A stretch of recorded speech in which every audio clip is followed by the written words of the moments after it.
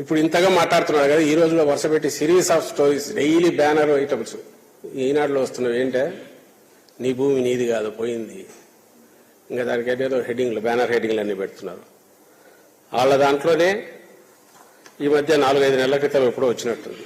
వాళ్ళ ఈనాడు ఈటీవీ వాళ్ళదేదో ఉన్నట్టుంది, యూటీవీ మన అన్నదాత దీనికి సంబంధించినంత వరకు. ఒకసారి అది పెట్టుమ్మా.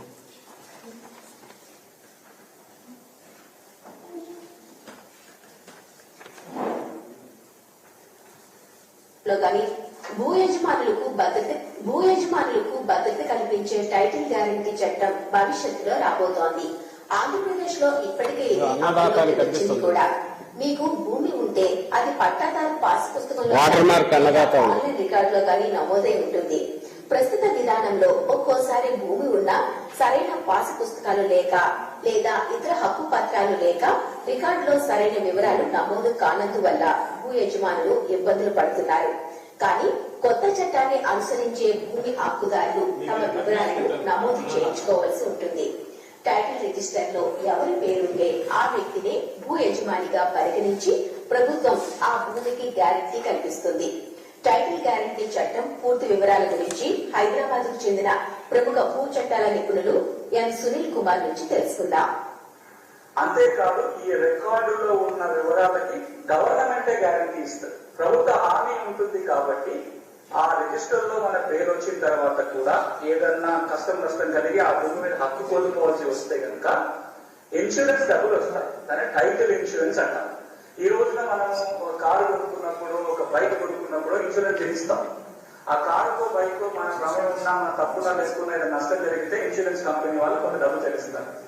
కానీ మన జీవితాంతం కష్టపడే డబ్బులతోటి ఒక ప్లాట్ ఇంత పొలము కొనుక్కుంటే ఒకవేళ అలా చుట్టూలో ఉండిపోయింది, ఆ తర్వాత తెలుస్తుంది ప్రభుత్వ భూమని, ఆ తర్వాత తెలుస్తుంది అసైన్మెంట్ భూమని, లేదా డబ్బు రిజిస్ట్రేషన్ జరిగింది, ఏదైనా నష్టం జరిగితే ఒక డబ్బులు ముందే మనం పూర్తిగా కోల్పోవాల్సి వస్తుంది.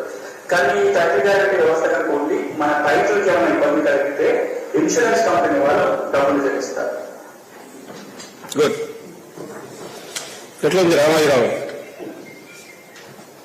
మీదే, కానీ బహుశా మాకు దొరికిందని తెలిసినట్టుంది.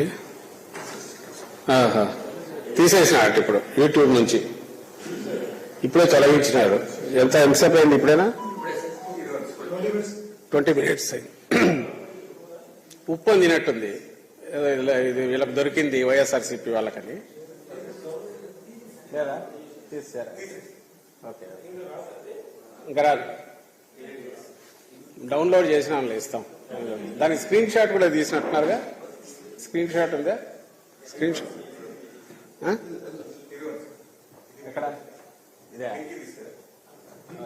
లింక్. సరే, నేను స్క్రీన్ షాట్ తీయమని చెప్పిన.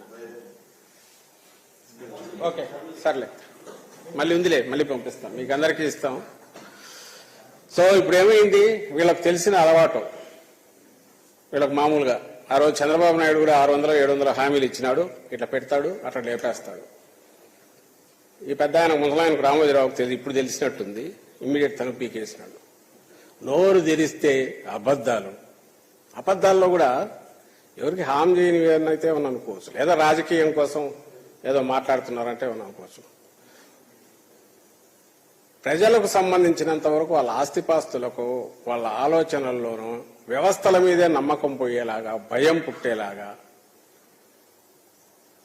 విష ప్రచారం చేయడం అనేది అంతకంటే ఘోరం, పాపం వేరే ఉంటుందా?